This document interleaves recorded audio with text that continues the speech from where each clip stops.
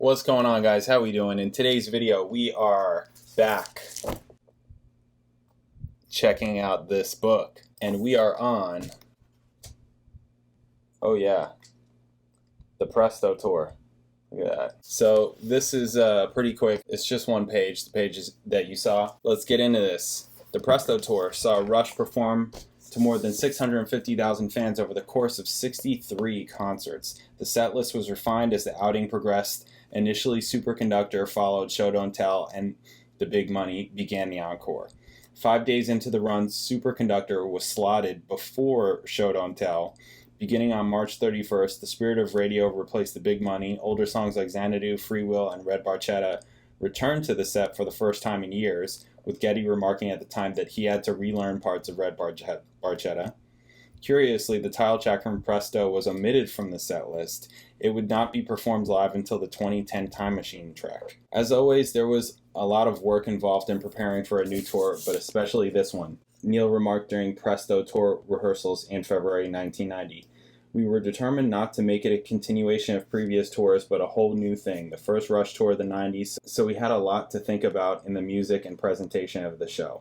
The new production elements for the tour expanded on the Presto cover art theme and included lasers, multicolored Vari lights that dropped from the trusses on accordion-like extensions, rear PA speakers, 2 sets flown at the back end of the floor for quadraphonic-like sounds, surreal films on the rear projection screen, including the opening video sequence with cartoon people waiting in line to see Attack of the Killer Rabbits. I've heard a lot about their intros and skits and those kinds of things. Haven't seen many of them, I don't think. And 2 giant rabbits that emerged from similarly oversized magician's hats on each side of the stage during War Paint.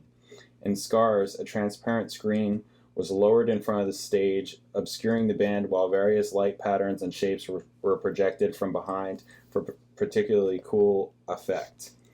A review in the Washington Post followed the band's May 5th show at the Capitol Center in Largo, Maryland, reported, "No one ever accused Rush, the veteran Canadian arena rock trio, of being unbridled showmen. In fact, compared with most heavy rock metal bands, the group could pass for a still life on stage. But that's not to say the show wasn't colorfully animated. What with cartoons and vintage films flickering on a stage behind them, multi-hued laser beams crisscrossing the arena, and giant inflatable bunnies popping out of huge hats on stage, there were diversions galore. Occasionally, audience members supplied their own diversions. At the UNO Lakefront Arena in New Orleans on February 25th, 1990, fans threw Mardi Gras beads on stage throughout the show, much to Geddy's dismay. He joked from the stage that night, "I guess a happy Mardi Gras is in order. All right, I've got my beads now. Careful, I want to get out of here alive. Whoa, okay, I got some beads now. You can stop throwing them." Okay, so they toured with Mr. Big. Wow, Billy Sheehan. So here's a set list. Intro, a Show of Hands video. Force 10, Free Will, abridged. Distant Early Warning. Time Standstill, Subdivisions, Marathon, Red Barchetta, Superconductor, Show Don't Tell, The Pass, Closer to the Heart, Manhattan Project, Xanadu, YYZ, The Rhythm Method, Drum Solo, Scars, War Paint, Mission, Tom Sawyer. And then the encore, The Big Money, 2112 Overture, La Villa Strangiato, In the Mood, and Wipeout. Is that like Wipeout, like the surf song? Here's one of the shows. February 9th, this looks like the second show. February 19th, 1990, Jacksonville, Florida. Tickets were $18.50.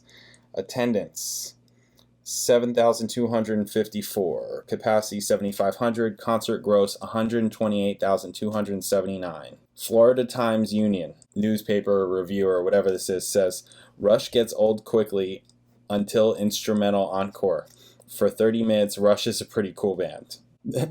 Too bad the trio played for more than 2 hours before a packed Coliseum crowd. Like Pink Floyd, Rush makes rock a visual experience. Unfortunately, this band is more pleasing to the eye than to the ear. That's pretty insane, because are they really pleasing to the eye? Are they? I feel like they're better to listen to than to look at. Save Neil, maybe. Yeah, anyways. Rush, Houston, Texas, February 26, 1990.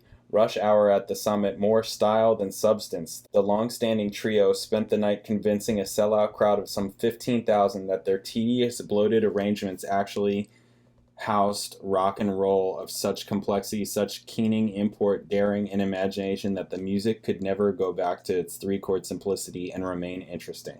Yeesh. April 2nd and 3rd, 1990, Inglewood, California. $20 tickets, 14,000 attendance, gross $267,650 per show. LA Daily News.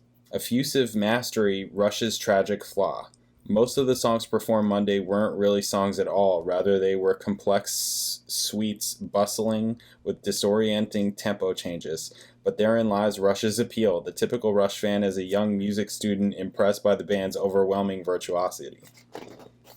Oh boy. Here's another one. May 1st, 1990, Atlanta, Georgia, the Omni. Part of Mr. Big's set includes Paul Gilbert playing his guitar with a Makita power drill, and in a Spinal Tap moment, he accidentally got the drill seriously tangled in his hair in front of a sellout crowd. Paul Gilbert says, I was alone on stage playing my solo in front of 15,000 people. I had long, permed, heavy metal hair. The drill was spinning. Suddenly they met, and a tangle ensued. Like Excalibur could not be pulled from the stone, the drill could not be untangled from my hair. My roadie got the scissors, but I protested. Hair is too important, I screamed. Suddenly I was surrounded by the entire Rush and Mr. Big crew, all with various plans to remove the drill and pointing flashlights at my head. Luckily, I had put leave-in conditioner in my hair before the show, and combined with slowly unwinding the drill by hand, the heroic crew was able to pull the power tool from my precious locks. Billy provided an impromptu bass solo while all this was going on. I feel like I've heard Billy Sheehan's side of that story. That's wild. I know that that's not a Rush story, but hey, it happened on the same night on the same stage. Wow. May 8th, 1990, Hartford, Connecticut, Civic Center. Getty backstage before the show. I'm getting a little tired of the set list. We've been thinking about adding Presto to the set, so maybe we will when we revisit some places at the end of the tour. June 2nd, 1990, Albany, New York. Notes. On stage, the band was on point in front of a spirited crowd. During the opening drum fills to Xanadu, Alex's guitar had heavy delay added, producing a unique variant to the 1977 classic. On Scars, Getty's vocal echoed through the final note. Earlier in the afternoon, a long, inspired soundcheck featured Alex tinkering with an instrumental section from Biter and the Snow Dog. Getty and Neil laid down an improvised rhythm while Alex played the sustained chords to Biter right before the final guitar solo in the song. During dinner, this was news to Getty. We played Biter? Maybe that's what Alex was playing, but Neil and I weren't. We were playing something else. It figures guitar players are always off doing what they want and not following the other guys in the band. Look at this crazy cat. Very cool. So that's the Presto tour. Hopefully there was some cool things in there for you guys. And yeah, thanks for listening. Thanks for watching. I will catch you in the next video.